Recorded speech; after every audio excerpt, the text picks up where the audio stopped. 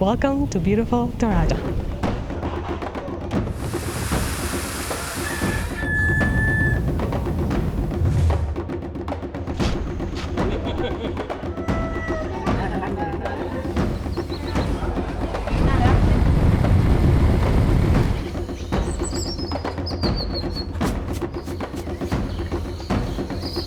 We're spending a few weeks in this region of Sulawesi, Indonesia, fully immersing ourselves into the unique culture, customs and traditions of the area. The whole village is in full preparations. We just happen to have come a couple of weeks before a family member's funeral is taking place here of our host. It's her aunt.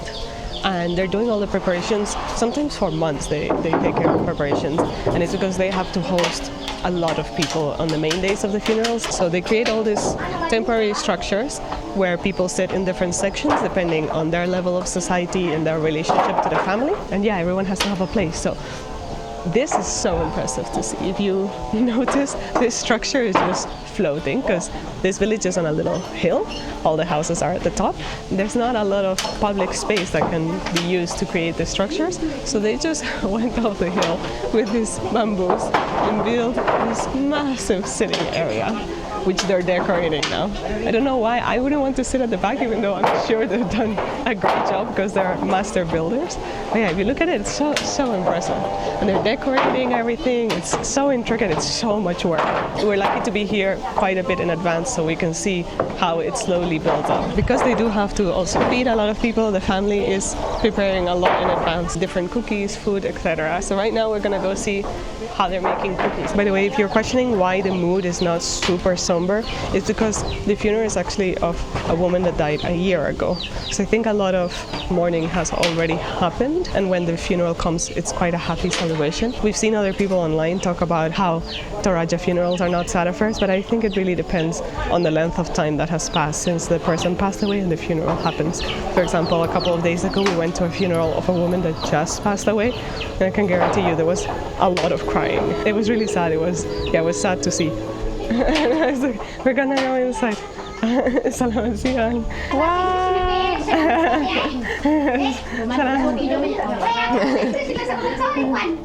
Siang or sore now? Sore. Get the privilege of a first tasting.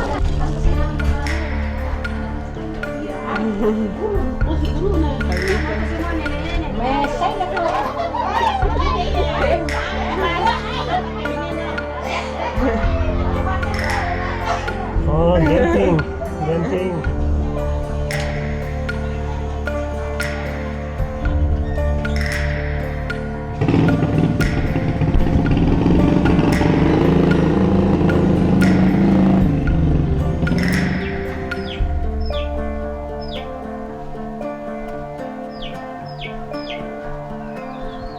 Halo, apa kabar? Baik.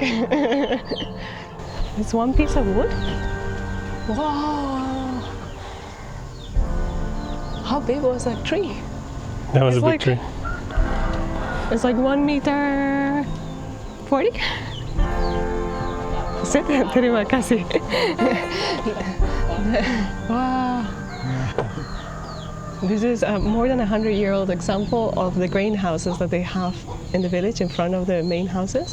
The top part is to store the grain, and this under part is to hold the community to sit together, have chats. Any discussion or fights or any decisions that need to be made happen sitting under these things. And then they also, when they host any celebrations or funeral, they're sitting spots as well. Wow. 200. Wow. So impressive. Oh my love. Oh, you are so cute. Here, we can only pet the puppies because the adult dogs are too afraid of us. I love you. Yeah. Yeah. Do you have little ticks or anything? Let me see. Oh yeah, you have fleas. We've just found out that in this village there's actually 3 dead people waiting for their funerals. One is of course the aunt of our host. Then there's one here in this house over here. You can tell because there's 2 drums in front of the house.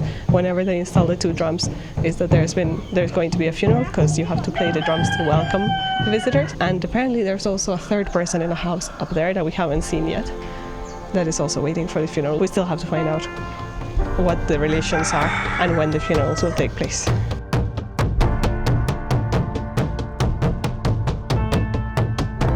I've just found out I'm terrible at drawing. Okay, yeah. Yeah. You're good, you're good. Ganting. Ganting.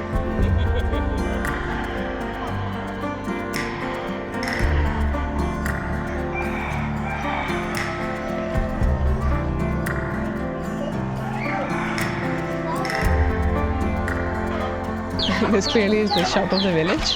Has the snacks and the candy and the toothpaste. Where's your mom, baby? Where's mama? Where's mama?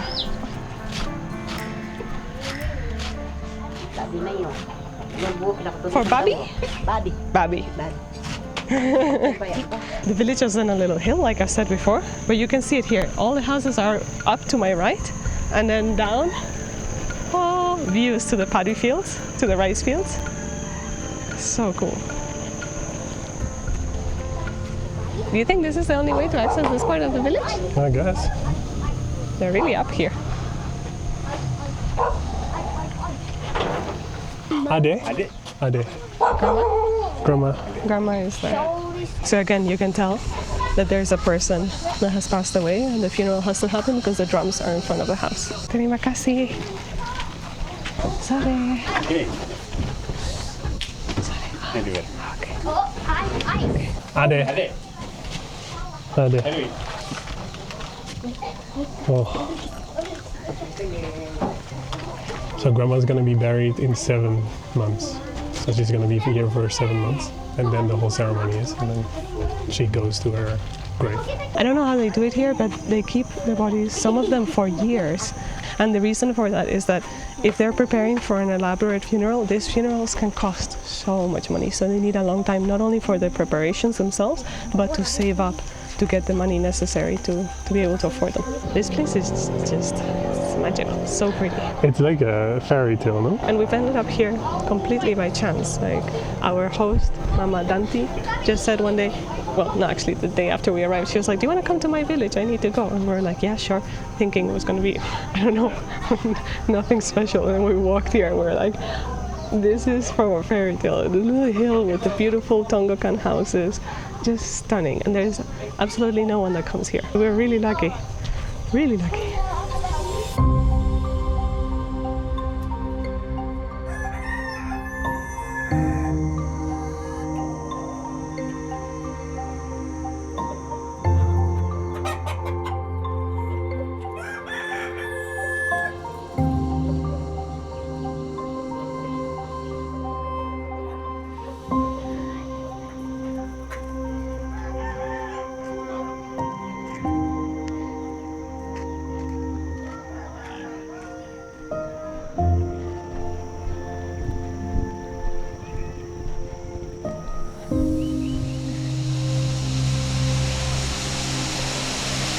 A little bit of context. We are in the beautiful, beautiful area of Toraja. If you know Sulawesi, Indonesia, you know that it's not the most popular touristic island, but the tourists that do come here all do the same loop, and Toraja is definitely on that loop. And it's understandable. It's this beautiful region in the mountains with stunning local architecture and very interesting cultural traditions. So of course we want to visit the area, but being us, we knew we had to do it our style, a little bit different, a little bit off the beaten path. Instead of basing ourselves in Rantepao, a city that we tried and didn't like, we decided to move to a rural area, base ourselves in a homestay and try exploring from there. We're staying in Bituan, which is a little town village. The reason we ended up here is actually because on the way from Mamasa to Toraja, you pass through here. And when we first planned out the trip, I was immediately like, oh, it would be so cool to stop there because it's not the main hub. But first, we couldn't find any hotels or anything that were listed online.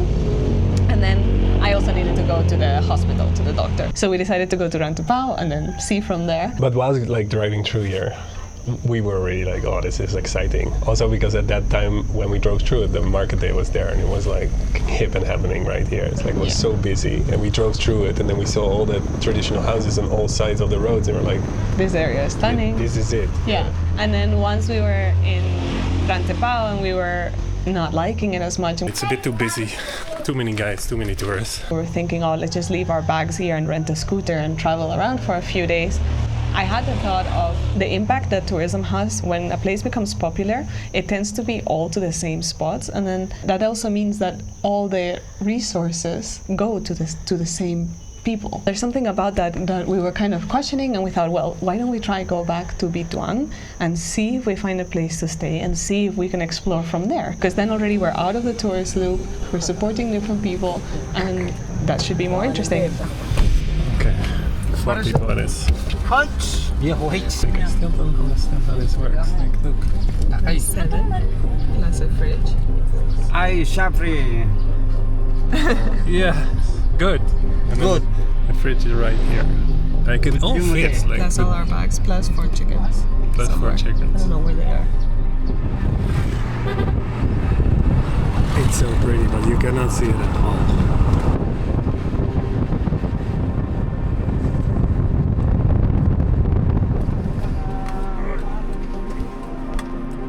Okay, they just dropped us in front of this one room that I think has bedrooms. So pretty, the sky with the moon. Look at it. Hello, selamat sore. Yes. Terima kasih.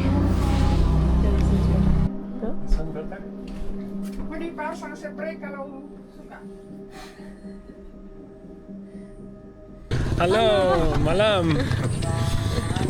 Okay, we're getting help trying to find another place to stay. We are hoping that we can find something else. Let's see if they can help There's us some out. kids that are helping us out. They're so sweet. Shall I close here? Tada! See you later! We got here late at night without knowing where we would stay and stumbled upon this homestay, and we love it. We feel so at home. We've fully integrated. We know the neighbors. We've met so many people. Playing card games in the evening. Yeah, Mama Danti, the owner of this homestay, has taken us everywhere. She takes us around. So we're very happy that we ended up here. Look at Suki. Suki, oi. Are you okay, Suki? You're Suki's keeping the quite cat of the chill. house. He's getting a cold water bath. It's like he's not having it. He's so cute.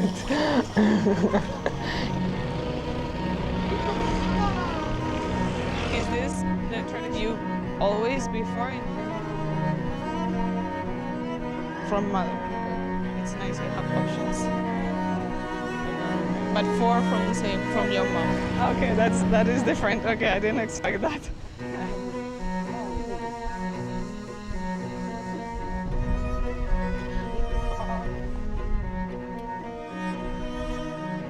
We're on a little adventure, and we're going with Mama Danti, our host, to her father's village. And that is important here because family identity is the #1 social affiliation in Torajan society. There's also class and religion, and all those 3 kind of define everything of who you are and how you will exist within Torajan society, but family is #1. And Toraja is the only place in Indonesia where you retain your family lineage from both the mother and the father. That means that you inherit land from both the mother's family and from the father's family. That means you also inherit debt, and you kind of keep those links to both sides of the family alive all the rest of your life. Yeah.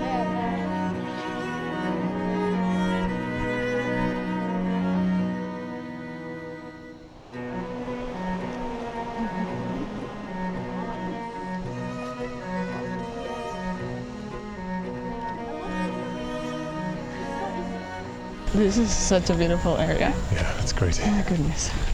And it's just the layers of vegetation are so impressive, but that's exactly what a camera's not capable of capturing. But in person, it's just a feast for the eyes. Yeah, it is really beautiful. This was the way in before they fortified the whole, oh my god, the dogs. They fortified the whole village to protect from the Dutch. Nice. It's so cool. Only way. Anyway. This way. Hundreds Of years. years ago. This is so cool. Entering another world. There, over there, your great grandfathers Yeah. was? My post. He stayed there, to guard the village.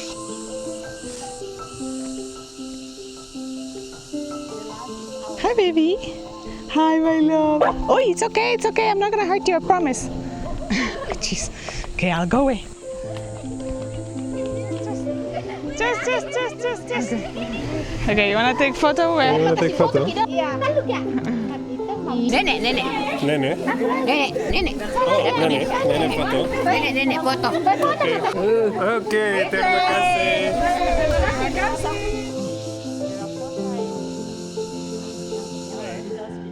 It's okay? So this is Mama Dante's grandfather's Tongkonan. Yeah. That's crazy. They're much smaller than the... Yeah, here it's different. It's lower to the ground as well. Yeah. It's really beautiful. You can look at the buffalo head. You can tell it's much older than some we've seen. Wait. So we'll show you in other villages, because this Tongkonan looks very different from any other that is in this area and any other that we've seen in the main village, like of the host. And that's because this one is a much more traditional one. This one looks also much more like the Mamasa one. In Yeah, Mamasa, if you look at the much more roof, similar. there's distinct differences in the roof. It's much lower to the ground. Yeah. And that is actually how they used to be here, but now they copy the North Toraja and Tongkonan, which are bigger more and higher, and more steep. So this is about the fourth iteration of this Tongkonan. It was burned once by the Dutch and another 2 times by nearby villages because they would fight between themselves. And the structure as it stands now was built in around the 1970s.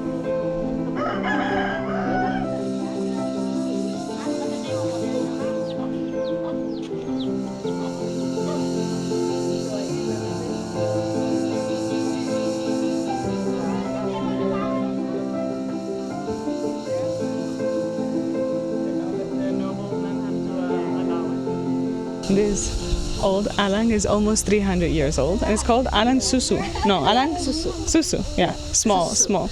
Double S. Double S, okay, susu. Susu. And it used to have a traditional carved door, but because it was really beautiful and the owner knew that foreigners like buying those type of pieces, he sold it. So now it just has a plank of wood.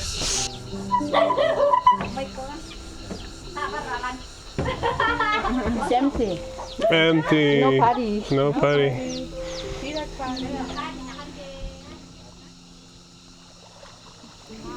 Look at this stunning little water buffalo behind me. It's so gorgeous, and it has a white face and I think white body. It's kind of difficult to know because it's laid in mud. Buffaloes in Torajan culture were equivalent to money and status. That's their sole purpose, to be killed to show that the family has status during a funeral or during a wedding or any type of celebration. And the value of the buffalo really depends on their coloring and their marking. And they are a form of trading system between the families. They keep debt even nowadays. They're used like that. I just want to hug it. I don't want its sole purpose to be sacrificed at some point. I want to just kiss it. They're so cute. Really beautiful animals, huh? They're so calm and just majestic.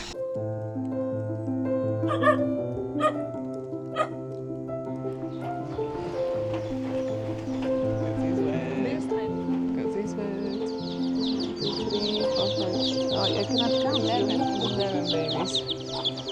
How can you be so cute? Coffee. Everywhere we go.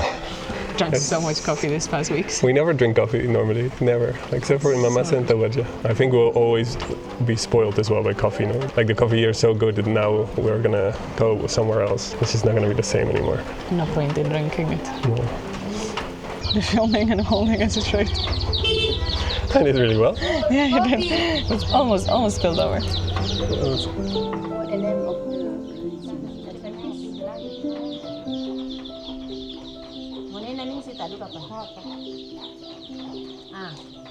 There's green kids. Now we're going to the grave. I'm really curious how this looks. Yeah. No? I'm excited. We've walked around the area a lot, and now we found out that we've been walking next to a lot of burial sites without knowing about it. We just realized we haven't given a lot of context around this. So. We're just like, we're going to the graves. We're going to the graves, and you're like, why? So, because we've spent here quite a while, we've kind of come accustomed to it, but Toraja is very famous for its death-related traditions and rituals, because they're very unique. Yeah. And one of the things that is unique of here is the way they bury their loved ones, that they're deceased. Now it is changing, of course, but traditionally it was on the side of cliffs. Yeah. They would hang all the coffins. Also, until the flesh is completely decomposed and gone, they consider, in the animistic beliefs, not now, not the people that are Christian, but they would consider that the soul is still doing Present, the yeah. travel to the afterlife, and therefore they would go regularly every year to clean the gravesite, clean the body, change its clothes, change the wrappings, and then leave them again. And then once it is just the skeleton, the soul has completed the journey, and there's no need for the family to do that. And this practice is called manene, and it's still done here, even though many people have changed to become Christian here. It's still done by a lot of people, including the family we are with, but they cannot do it at the moment because in their village there are 2 other people that are deceased, and whilst people are deceased in their village, they cannot do the manene, so they have to wait for that. And since these bodies stay in the house waiting for the burial ceremony, for the funeral ceremony for years sometimes, they have to wait for that process to be done again. This is gonna be interesting. Oh, this is soggy. Oh wait, I'm stuck. Wait. Lost the flip-flop. Okay, wait. Go. What do you mean go? Jesus Christ. Okay. We're on an adventure, Ali. You like adventures, come on. These kids are like, what's taking you so long? Oh my goodness. This is deep.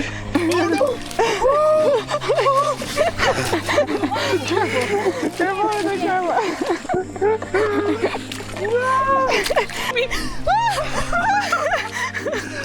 Okay, that was the deepest one yet. Long pants was a good idea for today. Jesus Christ. Oh my goodness. Okay, I wasn't mentally prepared for this today. I'm happy, but not mentally prepared.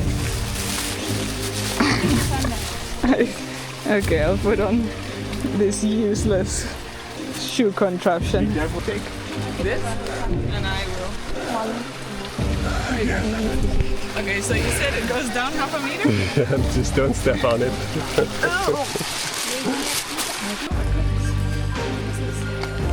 So cool. It is so cool. I'm so happy we I came. feel like we're really in a old Indiana Jones type thing. This morning, Mama Dante put her shoes on, and I was already like, why is she putting her shoes on? Like, we're not gonna walk that far. This is why she put her shoes on. Although they're destroyed now.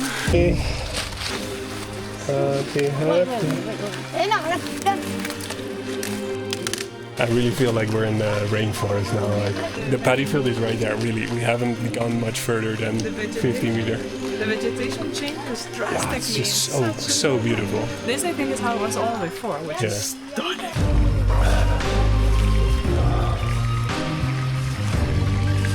Look how pretty! Like, look at the cliff. Look at the wall, yeah. It's just a cliff of walls.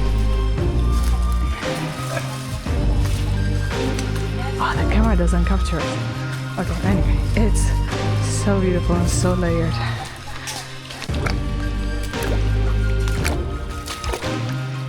Hati. Here, Downhill. go. Go. Here, hand. Can you pass me? Yes, I'll try. We found it. How did they get people there? Wow. That's crazy. That is so impressive to me. That's nuts. It's crazy. So there's a whole gap here, like a cliff down, and then on the other side is the cliff with all the holes. I'm mind blown. Really, I'm so, like, I did not expect this at all. Okay, so her father was buried here 40 years ago, more than 40 years ago, and the newest coffin, which is the one that is red, I don't know if the camera picks it up, was around 20 years ago. If we bring the die here, it's mean have to completely about processing funeral, you know. Ah, you have to do a really Yeah, big Torajan funeral. Okay. So no one can be buried here that's not the family, because they have the highest status. You can see the levels. That one's the highest status of this area of this family. There's 7 caves in total. The coffins are in such difficult places to reach because they would bury their loved ones with valuable things, and putting them in such a place would prevent people coming and looting the coffins. If they clean all the caves, then it's much more clear. Yeah. You can see absolutely everything. Now only this wall is clean, so then it's easier to see, but the vegetation just overtakes and grows out. Just us to Yeah. clean this month. Yeah, it's the only one that is being cleaned now, this cave, the main one. It have to kill a pig. You have to kill a pig to clean? Yeah. Okay.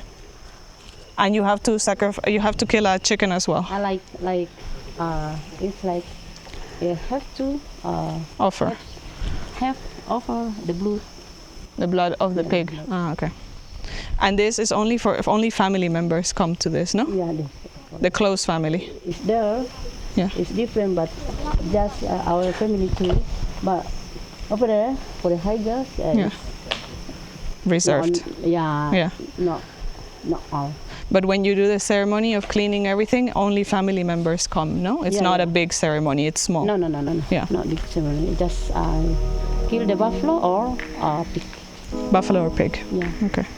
Yeah! Best guides, okay. Look at those best guides. Woo! 1, 2, 3.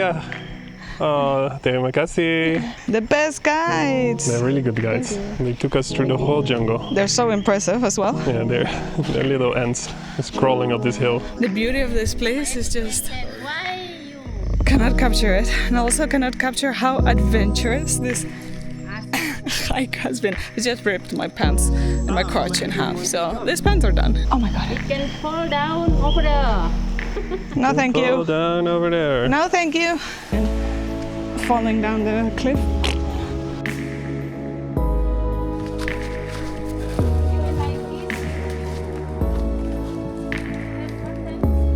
Indah.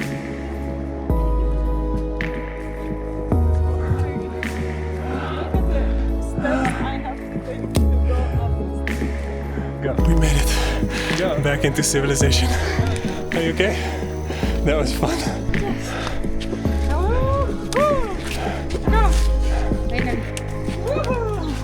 You're so strong. Looks stunning. Look how beautiful it looks now. We were here this morning. Completely different view. A little bit worse for wear. So difficult to capture, but what an insane adventure. That was stunning. Hello. Foto. Hello. Foto, mau foto? Oké. Mau foto. Foto, come. We look a bit haggard now. They're so Mana? excited. Di sini? Oh, look at I'm. Okay. Okay. 1, 2, 3.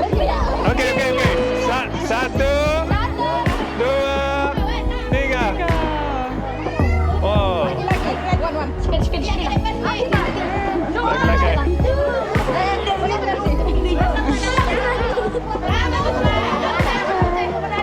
1, 2. Oke, terima kasih. Terus semangat.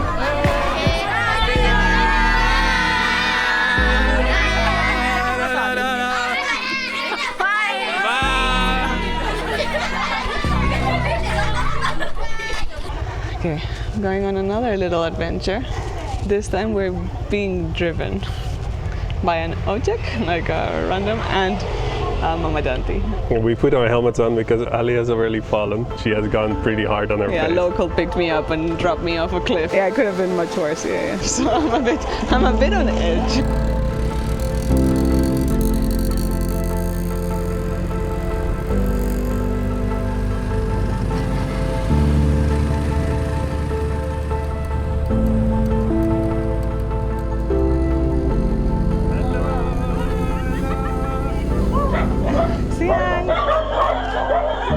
Okay, the dogs here are not used to foreigners, that's for sure.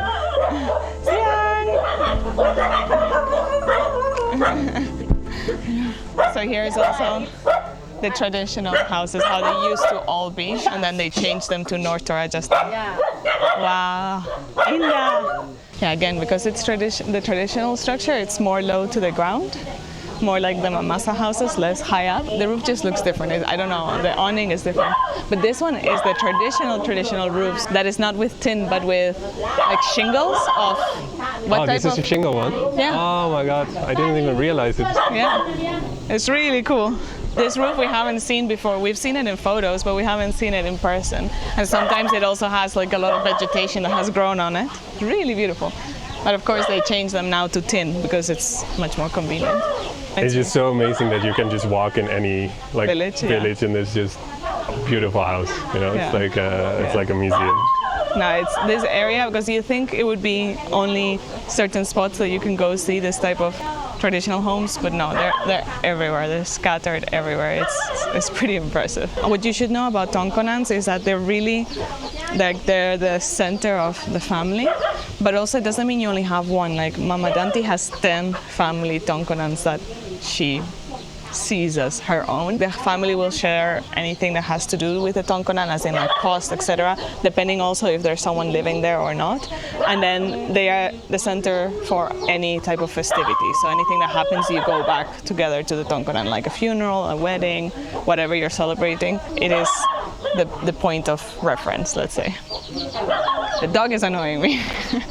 Yeah, he's really not having it. Apart from their very unique shape and carvings and all those things that make them striking, what is really cool about Tongkonans is that they're all made out of joinery. It's not nailing and hammering the pieces together that keeps the structure as it is. And then I also find the foundations really fascinating because they're just placed on stones on the ground. That is the foundation. So this column is humongous. I think it's the biggest one I've seen. It's placed on a huge stone on the ground, but so is every little corner. If you look at it, there will be always stone underneath here as well, stone underneath, and so on for every pillar that goes down to the ground. So the fact that it's all balanced, straight, perfect is really a work of art.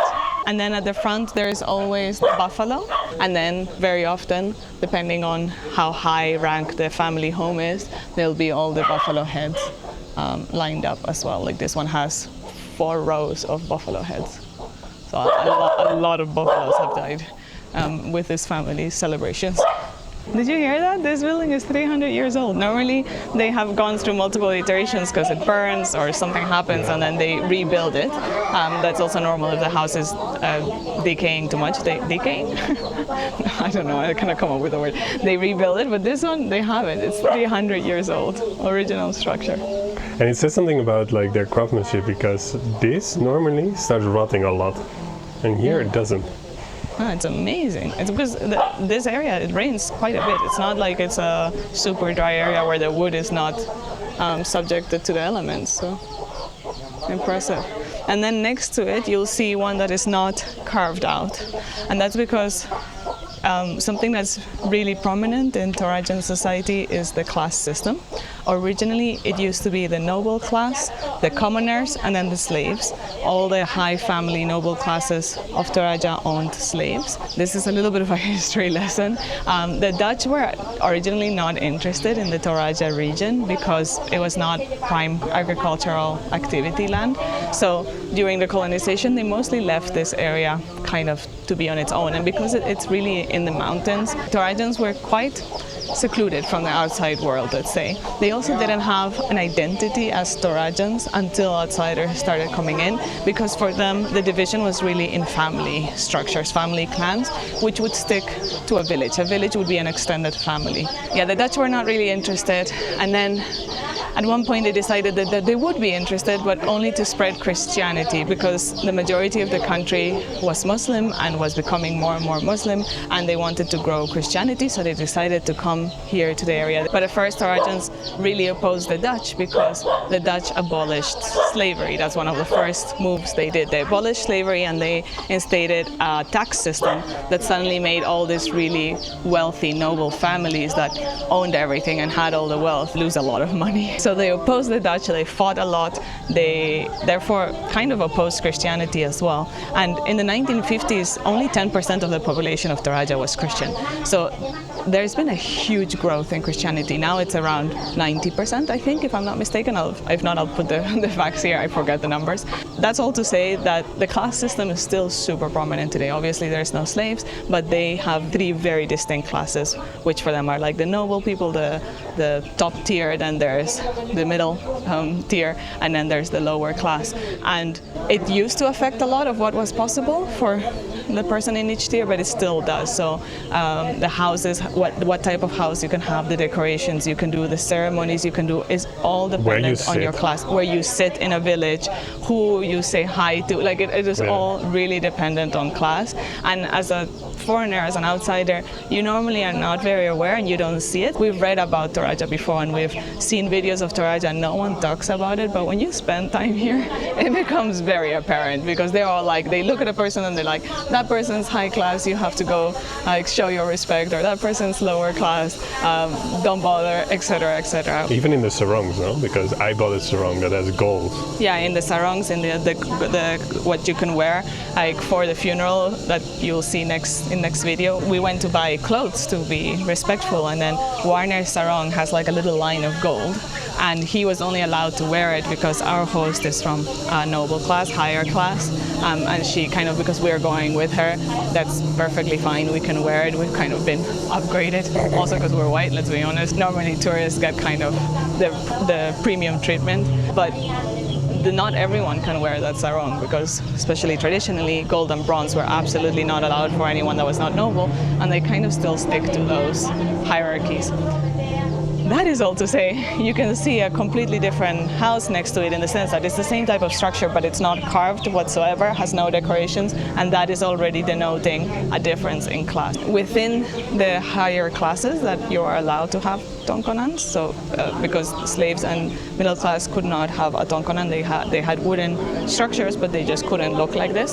There's also different levels, so the highest class and the center of the village, but yeah, the highest class always has the engravings, which here you cannot see very well, but we'll show you more prominent examples. Then was the second highest, which is this house over here, which is all black, and that was for like the warrior class. And then to the sides and right there you'll see it's a plain wood, so no black, no decorations, is the third tier. But this distinction between the Tongkonans you only see in this part of Toraja that is closer to Mamasa. Mamasa had the same distinction of the three type of Tongkonan. In North Toraja there is not. It's either you get a Tongkonan or you're not allowed a Tongkonan. And then of course within the Tongkonans in the village there is types, but they all kind of look the same, except some are more intricate, bigger, and have more buffalo heads. Did I explain that? That's a lot of information. That's a lot of information. I think you did a good job. Okay. I hope you found that in some way interesting. It is fascinating. Like, it's fascinating to be here and witness it, but it's also really interesting to see how it translates into society. Yeah. We always try to like kind of blur the lines, you know. Sit with who we're not supposed to go with. I mean, we respect everything, but if they're like, oh, you sit with the higher class, we're like, we'll go with them over there. Or they're like, no, the kitchen staff is the ones that serve. We're like, we can help them as well, which normally doesn't. They're like, what are you doing? Like, it's interesting to try push the boundaries a little bit. Okay. And of course the lines are nowadays blurring more because a lot of Torajans have left the region and gone to work elsewhere, and that has brought a lot of money from outside. Because normally class, traditionally you inherited from your mom's family line, but now money also has like a bit of a influence in whether you can go up in ranks or not. I want to touch the puppy now. No more talking. No more talking. Oh my god, that's a cute puppy. Go. What are you eating? Oh yeah.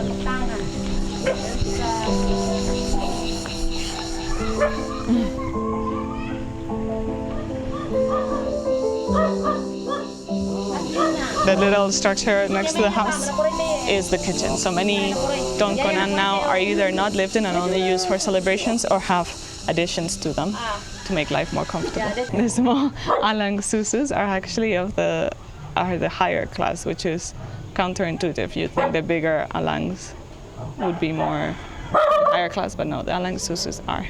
I think it's because maybe they're older and they don't make them anymore, so it kind of shows the history of a place. Look how beautiful it's carved. The details. So cool. That is cool. That will work. That's beautiful. Hi, Baba. Oi.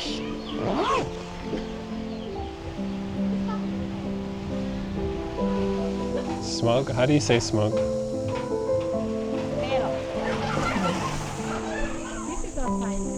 Yeah, that's the different balcony. Ah, underneath. Ah, we haven't seen that yet. We're going to see another grave site. It will all be full of coffins.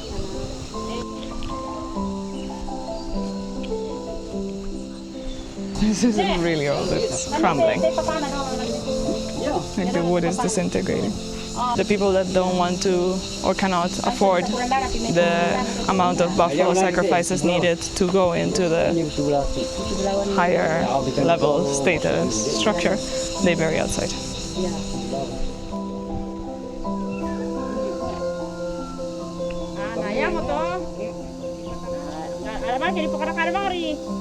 We were just wondering if the skeletons would still be there, but you can see the skull, like the head, peeking through the wood that is rotting. So they're definitely still there.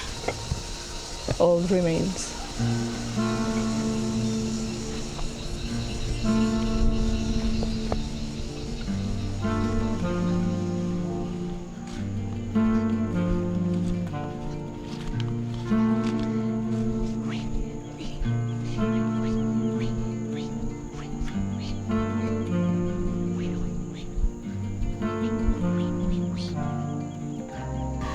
This buffalo is getting like properly washed. Soap bath.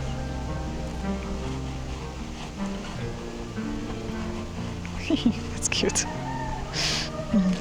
He's like, please wash my face. My eyes are itchy. This is how the majority of the Tongkonans in Toraja now look like. As you can see, stunning structures, super interesting architecture, just beautiful. And the thing is that they're not rare at all. The area we're in, we're just going on a little stroll around and every village is beautiful. We tend to go back to the villages where we know people because we feel more comfortable and we've been here a while, but they're all this beautiful. Hi, baby. Hi, baby. Hi. Hi. Hi. Oh, hi. Hi. Cutest puppy ever. Cutest puppy ever. Hi, my love. Oh, why are you so cute? Sore. Sore. Apa kabar? Apa kabar? Oh, yes, coffee. Terima kasih. Although the Tongkonan is perhaps the most emblematic building of the Torajan people, I think our favorite is definitely the alang. And it's these little structures that are always in front of the homes because they serve as community hubs where you always, whenever we arrive to a village, you sit, you have a coffee. It's also where they have any discussion that they need to have. Such a nice, homey, welcoming space. So now every time I see an alang, I'm like, oh, I know where to sit. So we come to say goodbye. Jadi kami datang untuk mengucapkan selamat tinggal.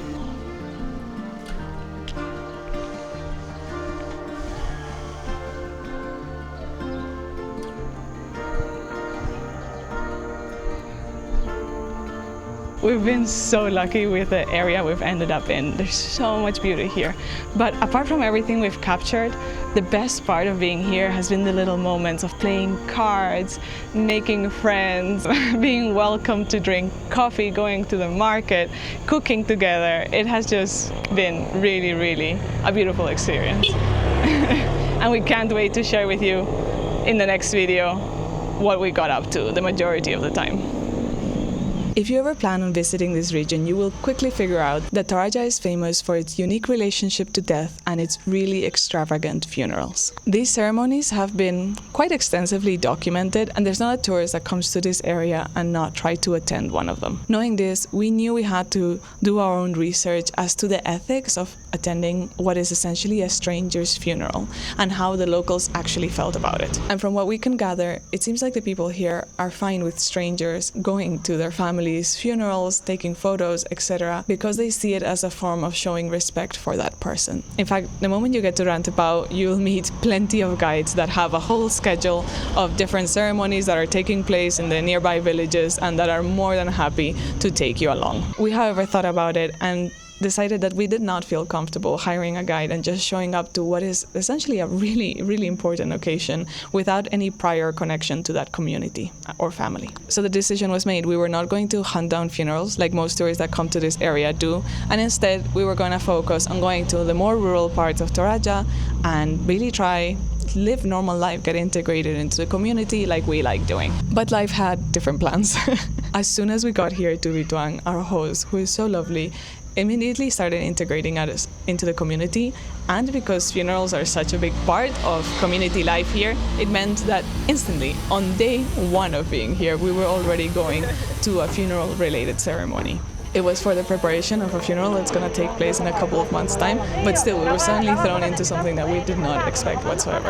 And that was not it. We have attended way more ceremonies than we thought, and also we're very quickly invited to go to a multiple-day traditional funeral ceremony of the aunt of our host. Because we were invited by close family and we have taken the time to know the community, and we have been expressly asked to film a video about this ceremony, we're suddenly doing what we thought we wouldn't do. So the next video is all about our week-long experience in a traditional Torajan funeral. It's already happened. This is Ali from the future, and let me tell you, it's gonna be a whole experience.